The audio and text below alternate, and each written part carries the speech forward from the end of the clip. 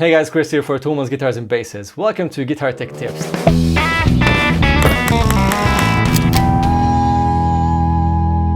This is a special episode where I have John Zocco, who's the guitar tech for, drumroll, Phil Collen of Leppard. This is such a special moment, and I'd like to welcome you, John. It's so awesome to have you here.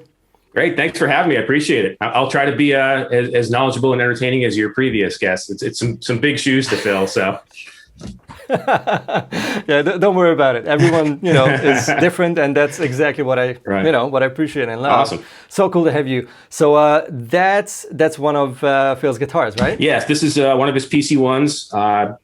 It was one of his tour guitars that we had out for a few years that he was nice enough to gift to me a couple of years ago. Wow. So it's actually road used. It's got some good vibe to it. It's got his specs, the giant neck. That's a big neck. Yeah. I love that. If you remember the old, the Fender Jeff Beck Strats back in the day had that baseball bat neck. It's kind of like that. It's pretty big and surprisingly comfortable. Wow. It's the polar opposite of the shred 80s Ibanez kind of thing where it was like super skinny. And he's got a couple that are like that.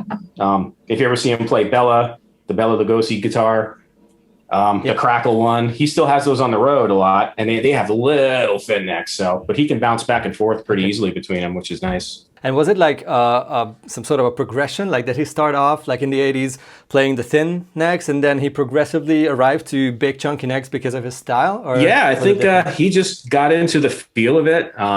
And it just gradually kind of got bigger and bigger. When I came on board, the first time I worked for him was 2015.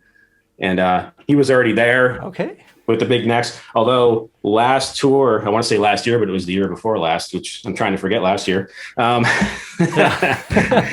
forget about last year. Yeah. He actually had another one made that was even a little bigger than this that he used in Vegas for our residency there. So it's even, I don't know if you can see it, they had to make this joint here a little skinnier to fit the neck. So this wood of the body was actually a little skinnier because the neck was so fat. They had to specially make this skinnier. It's nuts. But again, it's surprisingly comfortable. I'm amazed at how comfy they are.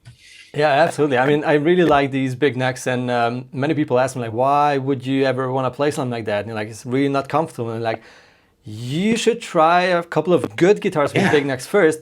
And decide then, because maybe you don't like it, but it's not necessarily worse. Yeah, it's it has a vibe, and it can be a really easily playable guitar. Absolutely, yeah. And when you think about it, it really does. It fits the human hand nicely, because when you pick up that guitar, make sure you see that it fits your hand. Especially if you have your strap real low.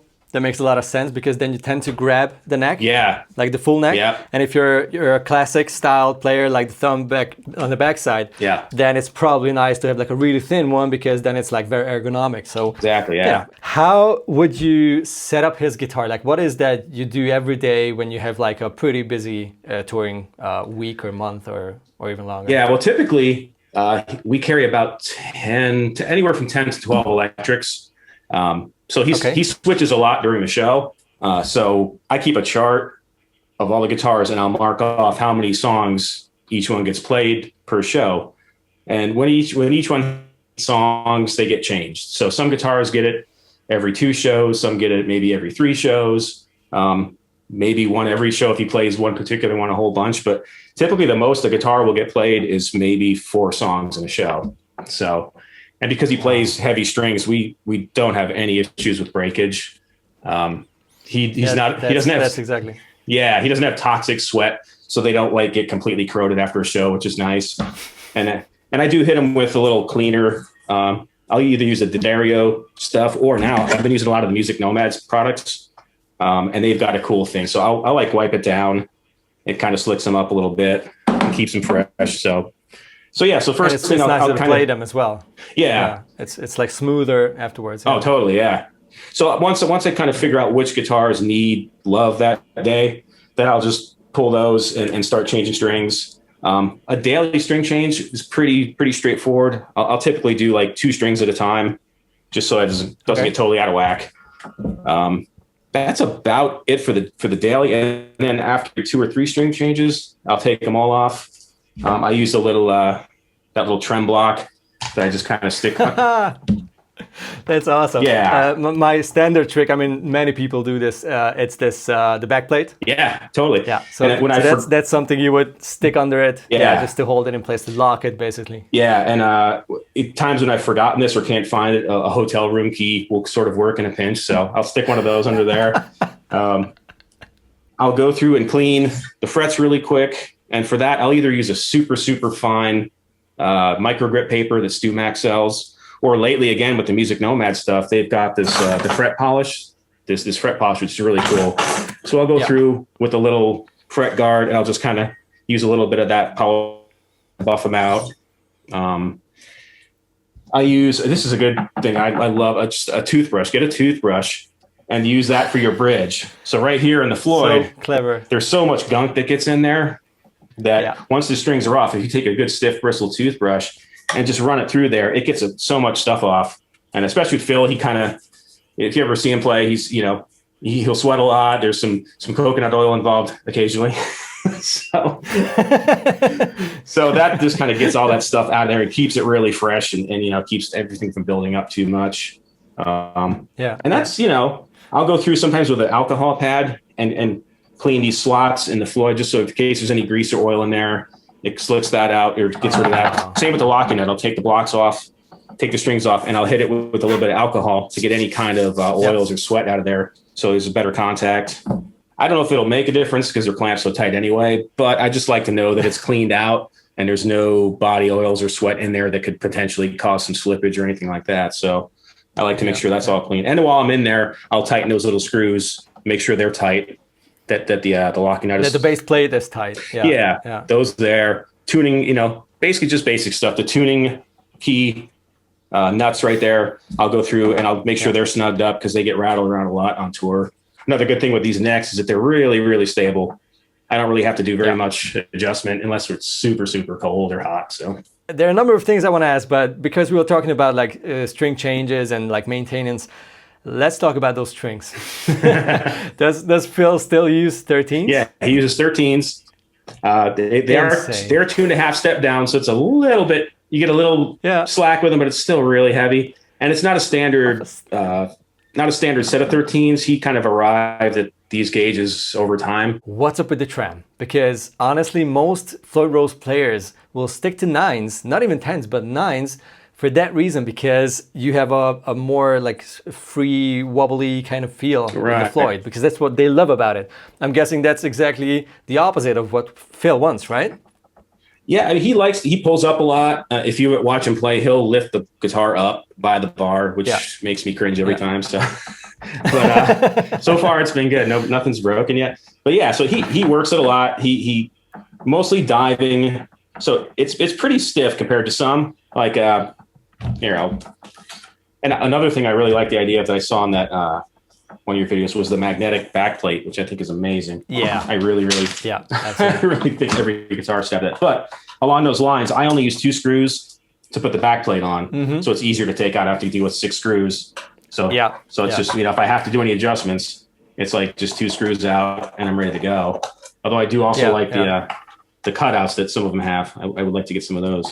Yeah, that's also nice to just grab in it and just rip it off, basically. But it's just really easy. It's 2 screws. I use basically whatever combination gets the bridge level. This is my guitar, so I'm down to 11s on this one. So it's okay. And I also put some foam in there. I don't know if you can see in here. There's like always save foam. If you get something in the mail and it's got some foam around it, put it aside and save it because you can always use it. Definitely. So I tuck it between the springs. With all the like pick up boxes and all the things and everything where foam was in it. It all goes in my my drawer, and then I'll pick it out when I need it for like a trem or under a pickup. Exactly. Body mount pickup.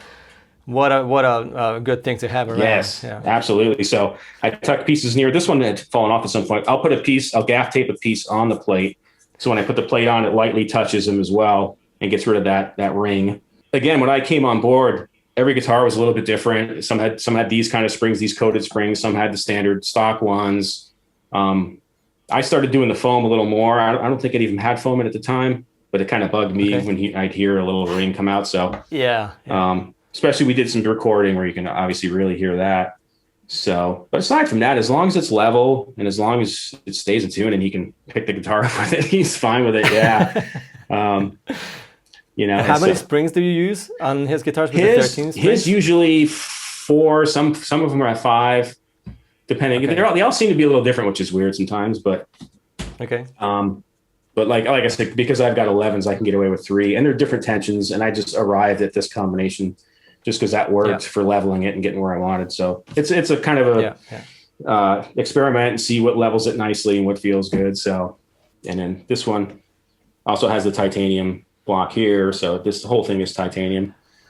Oh yeah, exactly. So that's the next thing about the tremolo. Is it like custom made for him, or is it something that he just discovered and started using?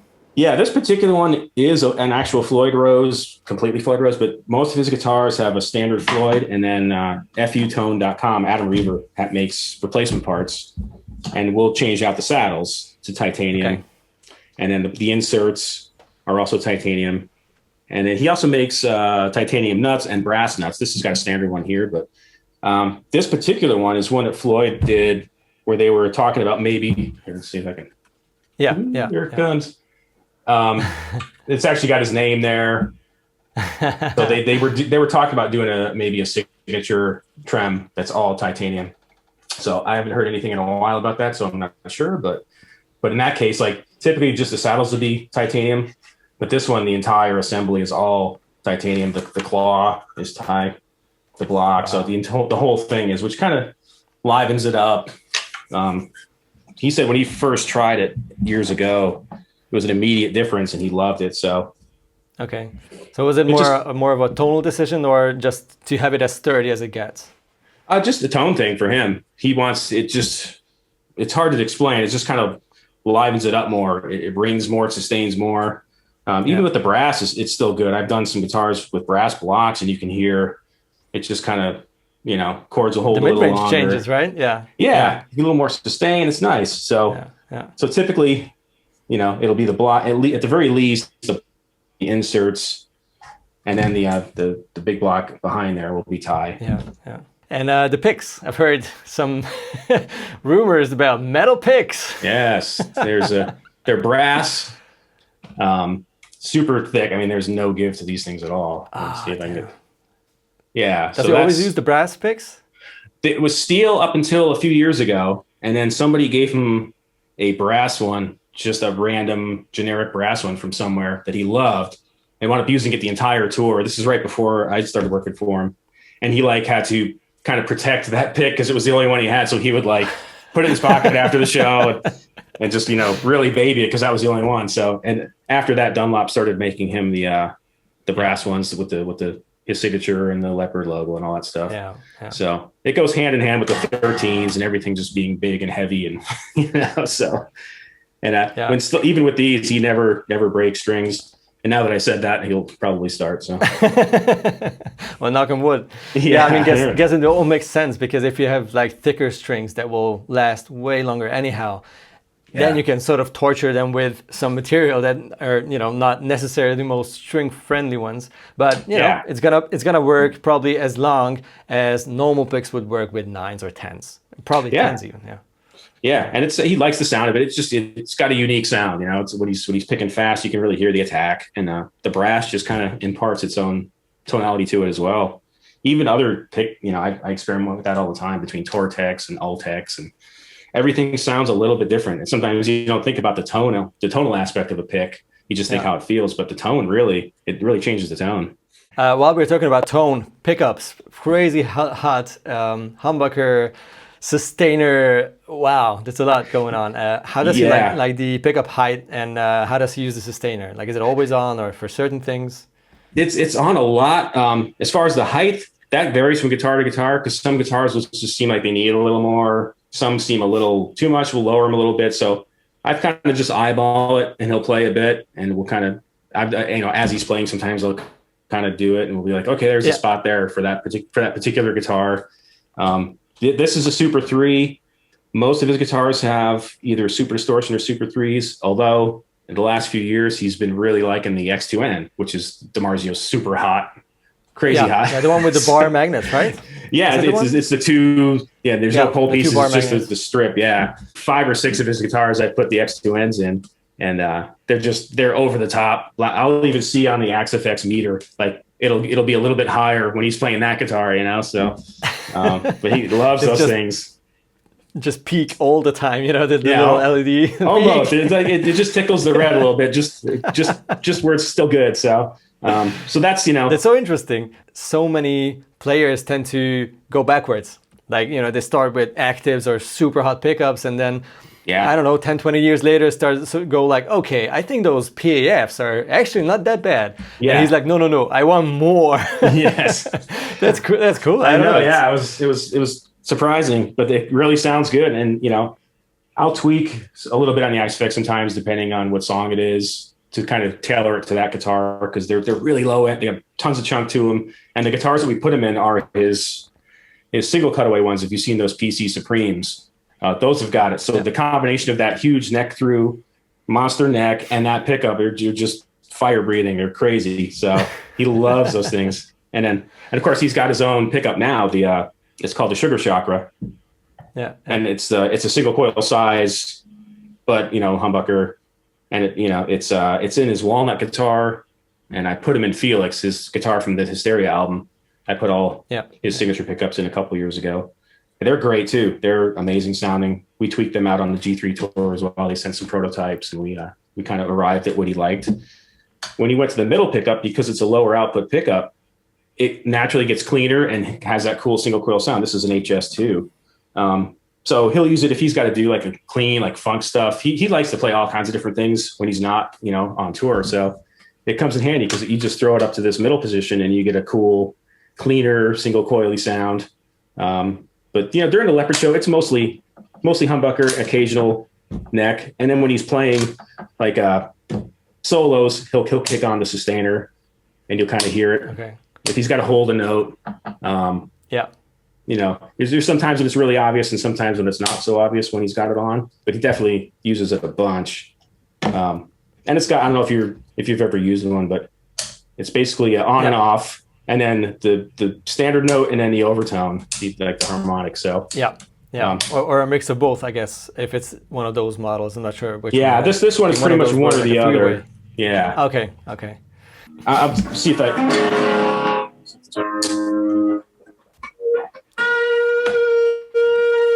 So you get your standard, that. So when he plays a song like,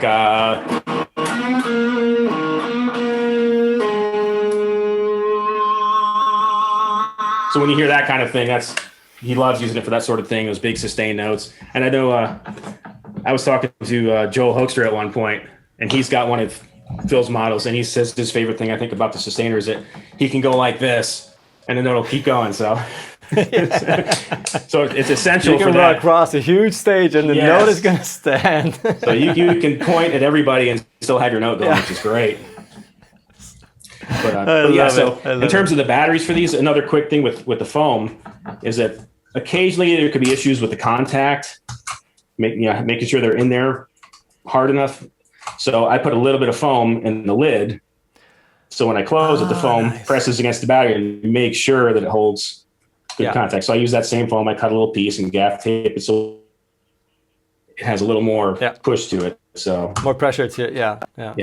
Just little things to because once in a while there have been one or two in the past that can be a little intermittent if once they're older and the little battery tabs bend a little bit. So this kind of keeps them good. So another helpful tip. Little life hacks and DIY tips. These are golden. Absolutely awesome. Yeah, I definitely recommend that for sure. Yeah. All right, let's talk about the neck and setup and string height and all that, because obviously if you have 13 gauge strings, you might not want to have Stevie Ray Vaughan's string height. Yeah, I guess. It's pretty standard. I usually dial them at right about roughly, like, I think it's probably Fender specs. I do about 4. Well, see, I'm going to now diverge to but the only country that still uses inches. Yeah. Don't worry.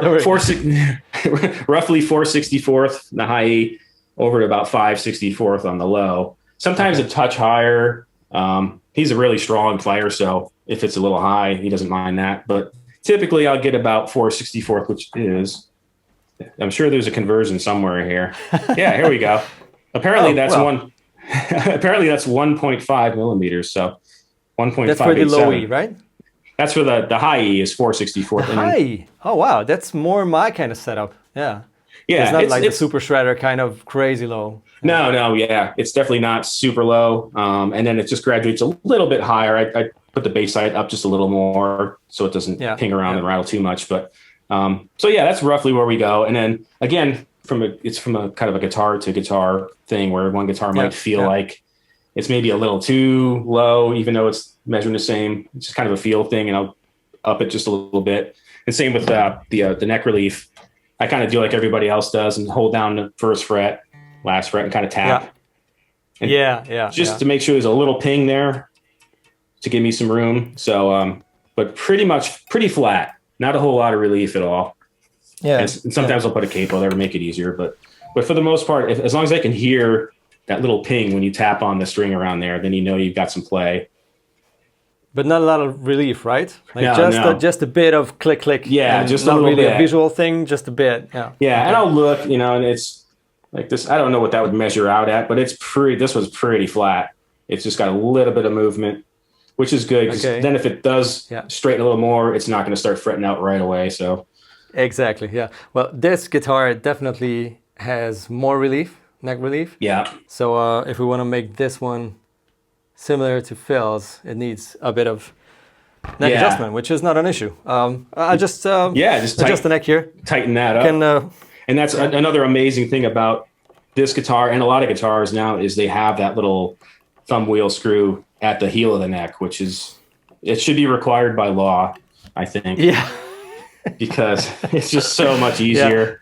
To be honest, the only guitars where I would understand not having that is like reissue guitars, like something that's like very vintagey, and you want to have that kind of. Okay, but all the rest, I'm absolutely with you. Yes, I've got a that 60s, wheel is golden. Yeah, I got a '60s reissue Strat that I just hate having to adjust the neck because you loosen the strings, you take the neck off, you tweak it, you put it back on, and it's never right the first time. You got to take it off again. Yeah. Like, stop. And I used to work with Maddie in Dream Theater, teching for John Mayung. Really? You were okay. Yeah, from 2009 to about 14. So he talk about a guy that's super sensitive about his setups. John would come over between songs and go, the neck needs to be straightened a little bit more. And I would just quick go in before he went back on stage with this thumb wheel and give it a little tweak, and he'd turn around and run back out. So it was, it's like a pit stop. Yeah. So it's really handy. That little thumb wheel is amazing just because, and I've seen Maddie do the same thing many times where John will run over to him and I see him down there, tweak the truss rod, turns around, runs back out. It's crazy. That's cool. Those stories are so nice to hear. Yeah, now I'm close to that kind of neck relief. But now the string action is like way down. Like, this is John Petrucci down. Right. Those can be hard to play. I used to play his guitars once in a while, and they're so like Maddie says all the time. It's like driving a Ferrari. It's like it's easy. It can get away from you really easily. You got to be subtle. You got to be very exact. I'm more of a Toyota Corolla guy. So so that's pretty much. Not super low, not super high. I mean, I always start with the bridge. Make sure that's level because that will affect your overall height. So once the bridge is level, then I'll check the relief. And once the relief is good, then I'll measure and see where the strings are. And by then, they should be fine because the bridges don't really drift at all up and down. So once they're level and the neck is good, it's where I've set it before. So I typically don't have to do much adjusting at all. And if it's intonation, I guess, I mean, just normal Floyd type intonation, you need to loosen the string and then loosen the little saddle and then move it back or forth. If your 12th fret note is sharp, you got to lengthen your string length, and if it's flat, you got to shorten it. What I do use is this little the Floyd intonation tool, which is nice. I don't know if you can see that. So that lets you basically just click on. You get the tension on it, and it holds the screw against there. And then once you loosen that screw, you can adjust your saddle without having to necessarily detension your string, because this holds on to everything, and you turn this and it moves the saddle backwards and forward, which is really nice. So otherwise, if you don't, I just, old school, I would just loosen the string a little bit and just try to hold it as best I can with my finger and get it where I want it and tighten it back up. So anyway, in terms of like just changing strings, you guys probably already all use them all the time, but the T-handle wrenches are the best for that kind of thing. I love these, because for the longest time, I just used a regular Allen wrench. And then once I discovered these, this is a Park Tool one. They make bike tools, bicycle tools, and I do a lot of mountain biking stuff.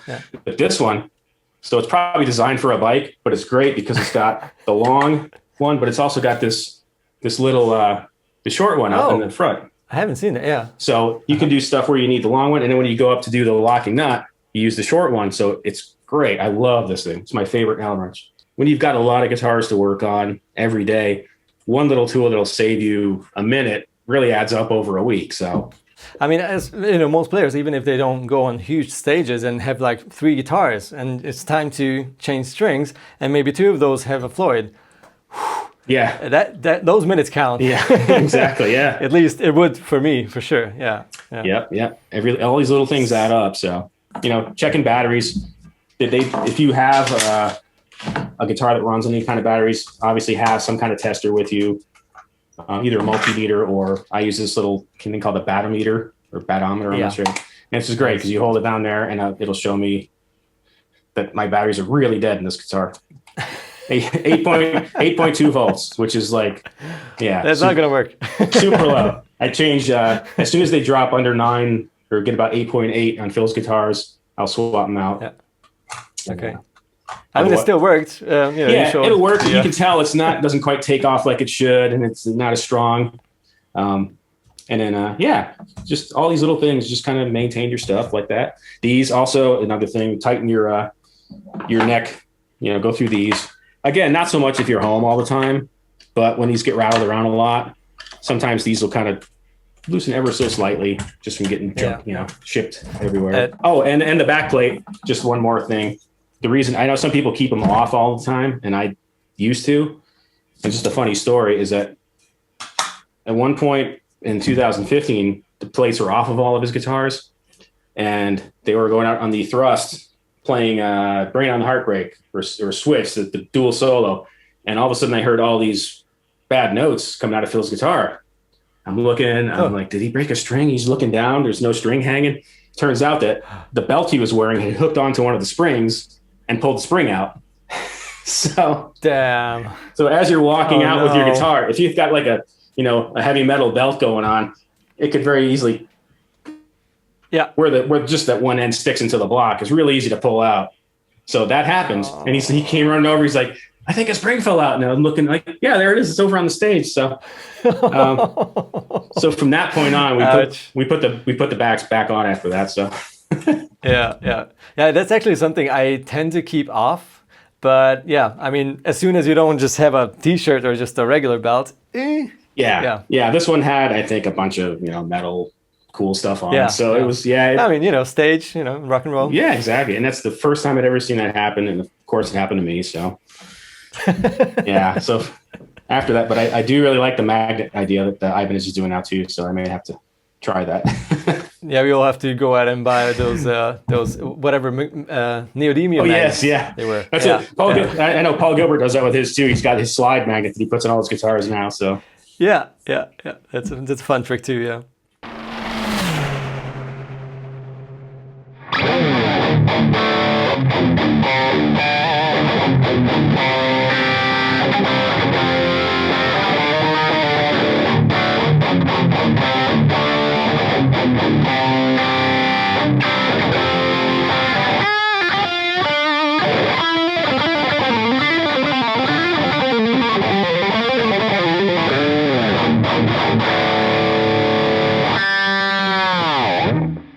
Awesome. Thanks so much, John.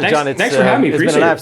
It's an absolute pleasure. I love all these little, snippets of stories and little tricks. Every tech has a new and unique way of doing stuff, and that's just, fascinating to see. Well, cool. Thanks for having me. I really appreciate it. That was fun. Any chance to talk about gear? I love it. Oh yeah, gear nerds unite. All right, John, have a beautiful day. You too. Take care. All right, see ya. So cool. And you guys take it easy. Subscribe to the channel and let us know in the comment section if you enjoyed this video and who you would like to see next. Take it easy. Bye-bye.